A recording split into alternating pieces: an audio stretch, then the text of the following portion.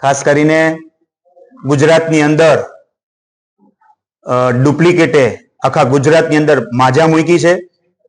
કોંગ્રેસ પક્ષની માગણી એવી છે એક આનું મંત્રાલય ખુલે કે ડુપ્લિકેટ બાબતનું, જેમાં ડોક્ટર ડુપ્લિકેટ, પોલીસ ડુપ્લિકેટ, ટોલનાકા ડુપ્લિકેટ, સ્કૂલ ડુપ્લિકેટ, તમામ વિભાગ જજ ડુપ્લિકેટ, કોર્ટ ઊભી થઈ જાય છે ગુજરાતની અંદર, એ કાયદા પાસ થઈ જાય છે। એટલે અમારી કોંગ્રેસ પક્ષની માગણી છે કે આનું મંત્રાલય ખુલે, આના મંત્રાલય અંદર સચિવ, પ્રધાન બધી આવરી લે તો આની સારી રીતે તપાસ થાય, જે કોઈ ડુપ્લિકેટ છે એની પોલ ખુલે, એ અમારી માગણી છે।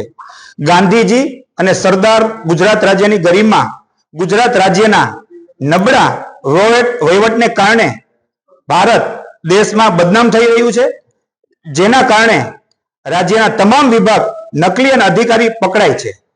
સરકાર, પીએમ અને સીએમ વારવાર કહેતા હોય છે કે વિરોધ પક્ષ જે સારા સજેશન કરશે અમે એનો સ્વીકારશું। એટલે અમારું સજેશન આ છે કે એક મંત્રાલય વધારાનું તમે ગુજરાત રાજ્યની અંદર ખોલો અને ગુજરાત રાજ્યની સાંપ્રદાયિક પરિસ્થિતિ ધ્યાનમાં લઈને આજે શહેર કોંગ્રેસ સમિતિ દ્વારા સરકારને નમ્રતા સાથે સૂચન કરવાનો એક નાનકડો પ્રયાસ કર્યો છે। જો આવનારા દિવસોની અંદર સરકાર, અમે મુખ્યમંત્રી શ્રીને, વડાપ્રધાન શ્રીને એક આજે પણ પત્ર પણ અમે લખ્યો છે કે ડુપ્લિકેટ જે ચાલે છે આખા ગુજરાતની અંદર એનું મંત્રાલય ખોલવામાં આવે એવી અમારી માગણી છે।